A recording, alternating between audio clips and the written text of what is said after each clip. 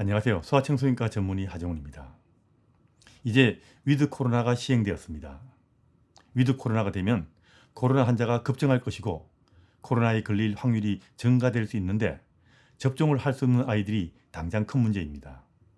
그리고 코로나는 어른들에게도 영향을 미쳤지만 아이들에게는 어른과는 또 다른 문제를 일으켰는데 이제 위드 코로나가 되면 그동안 생긴 문제를 빨리 복구해야 될 판입니다. 오늘은 위드 코로나 시기에 아이를 키우는 부모들이 꼭 염두에 둬야 할 육아 문제와 질병 두 가지 분야에 대해서 정말 중요한 내용들을 말씀드리겠습니다. 그리고 아이들과 어린아기들의 코로나와 위드 코로나 시기에 어떻게 하면 코로나로부터 조금이라도 보호할 수 있나에 대해서는 다음 영상에서 말씀을 드리겠습니다.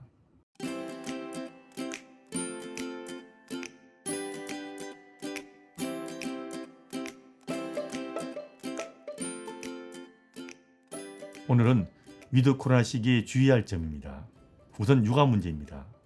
코로나 시기에는 코로나 확산을 줄이기 위해서 사회적 거리두기가 기본이었습니다. 그런데 아이들의 경우 어린 시절은 인생을 살아가는 데 정말 중요한 시기입니다. 이 시기의 아이들은 가족과 이웃과 친구들과 어울리는 일상의 생활 속에서 경험을 통해서 두뇌 발달은 물론 언어 발달과 사회성 발달, 친구 사귀기, 마음 읽기, 놀기 등 정말 중요하고도 필수적으로 습득해야 될 것들을 익히게 되는데 이걸 제대로 못했다는 겁니다. 그래서 아이들에게는 어른들보다 다른 사람들과 더불어 살아가는 위드 코로나가 훨씬 더 중요한 겁니다.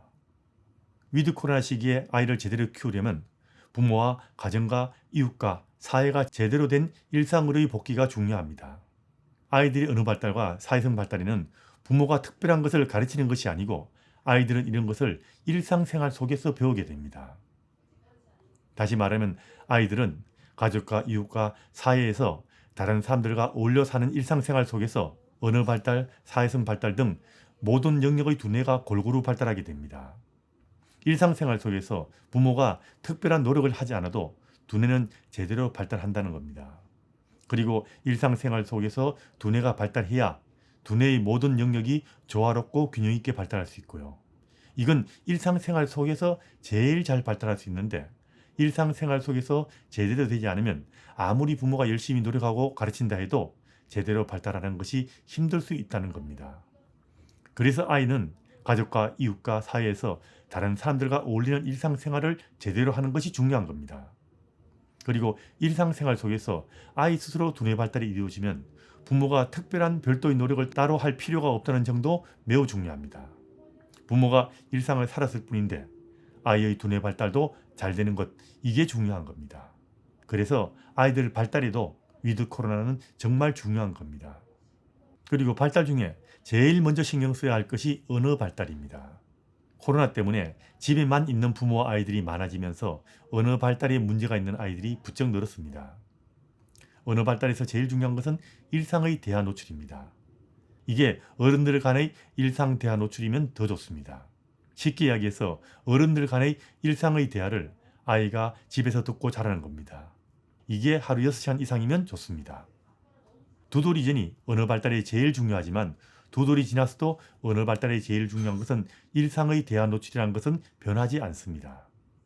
부모 혼자서 아이에게 말하는 걸로는 언어가 제대로 발달하기 힘들고요. 요즘 같은 가족 구성상 엄마 아빠가 저녁에만 만나서 대화를 듣는 것만으로는 아기의 언어가 제대로 발달하기에는 엄청나게 부족합니다. 위드 코로나가 되면 부모가 아이와 함께 평소에 이웃과 어울리고 친구랑 만나면서 일상의 대화를 만나는 시간을 늘리는 것이 좋습니다. 만일 그동안 언어 노출이 부족해서 언어가 지연된 아이라면 이런 아이들은 어른들 간의 일상 대화를 더 많이 듣게 노력하는 것이 중요할 것입니다.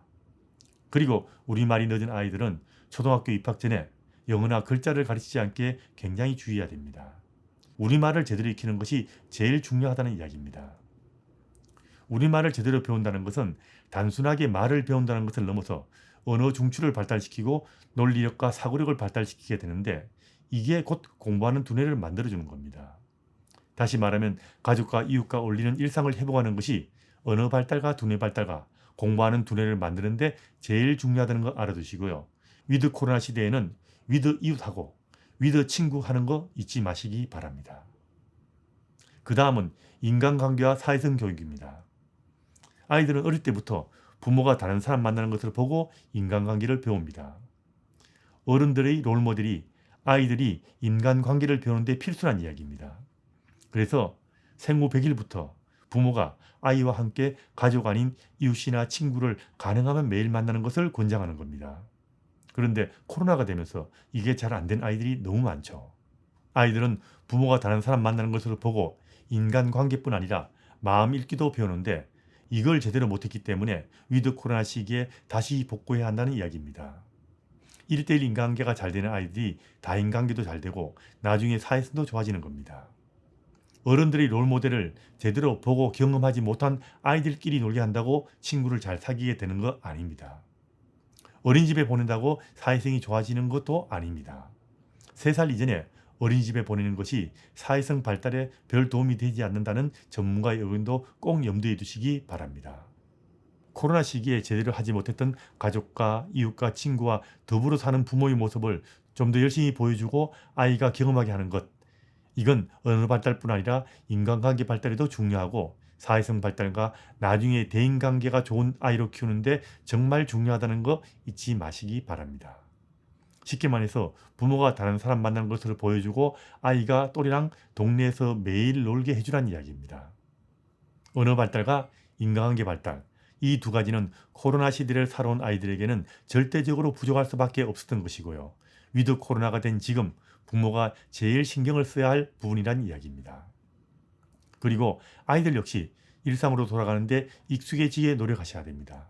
집에서 자유롭게 살던 아이가 이제 위드 코로나 시기에는 단체 생활에도 적응해야 되고 단체 생활의 규율에도 적응해야 됩니다. 그래서 다시 어린이집이나 유치원에 보낼 때는 미리미리 아이들에게 어른 말 들어야 한다는 것을 제대로 가르치시고 아이가 자신을 스스로 통제할 수 있게 훈육도 제대로 해서 단체 생활하는 곳에 보내는 것이 좋습니다. 그리고 집에서 TV와 핸드폰을 자주 보던 아이라면 이제는 다른 아이들과 어울려 노는 일상을 즐기게 해줘야 됩니다. 다시 말하면 디지털 세상에서 벗어나 아날로그의 실제 세상에 살게 해줘야 한다는 겁니다. 위드 코로나가 되면 아이들에게 세상을 더불어 살아가는 법도 가르쳐야 합니다. 세상은 요즘 부모들이 아이를 대하듯 아이를 중심으로 돌아가지 않습니다. 남들과 어울려 살아갈 때는 내가 반드시 지켜야 할 룰이 있다는 것을 가정의 일상에서 가르쳐서 보내야 됩니다. 그리고 이제 또 다른 문제인데 호흡기 질환이 늘어나는 문제가 있습니다. 코로나 시기에 사회적 거리두기가 시행되면서 호흡기 질환 발생이 정말 많이 줄었습니다. 이제 위드 코로나가 되면서 거리두기가 완화되면 호흡기 질환이 다시 확 증가될 수 있습니다. 그리고 코로나로 사회적 거리두기를 하는 동안 여러 가지 호흡기 질환이 돌지 않았기 때문에 이들 호흡기 질환에 대한 면역을 가진 아이들이 적습니다. 그래서 일단 호흡기 질환이 돌게 되면 평소보다 훨씬 더 많이 발생하고 심한 아이들도 더 많이 발생할 수 있다는 겁니다. 지금 파라바이러스가 대유행하는 것도 이런 이유일 거라고 보는 전문가들이 많습니다. 독감도 문제가 될 겁니다. 해마다 독감이 돌았는데 작년에는 사회적 거리두기 때문에 독감도 거의 발생하지 않았습니다. 이런 경우 독감에 대한 면역을 가진 사람의 비율이 줄어들게 되어서 올해 사회적 거리두기가 완화되면 독감도 훨씬 더 많이 발생할 수 있다고 우려하는 전문가들이 많습니다. 올해는 가능하면 빨리 그리고 많은 사람들이 독감 접종을 미리미리 하는 것이 좋을 겁니다. 위드 코로나 시행하는 올해는 아이들이 아프면 바로바로 소아과 진료 받는 것이 좋을 겁니다. 그리고 감기와 코로나는 정상으로 구분하는 것이 힘듭니다. 아예 불가능하다 보시면 됩니다. 그래서 감기 증상이 있는 경우 코로나 검사를 좀 더 열심히 해야 할 수도 있습니다. 코로나 환자가 많이 증가되니까 코로나에 걸릴 확률도 높아진다는 이야기입니다. 그리고 감기 증상이 있는 아이들은 한 번 검사해서 음성이 나왔다고 해서 안심할 수는 없고요. 이런 경우 단체 생활을 피하고 마스크 사용 잘하고 거리두기를 다른 사람과 해야 될 것입니다. 방역 패스라고 부르는 백신 패스에서 접종할 수 없는 아이들은 예외라고 하지만 코로나에 걸리는 것은 예외가 될 수 없습니다.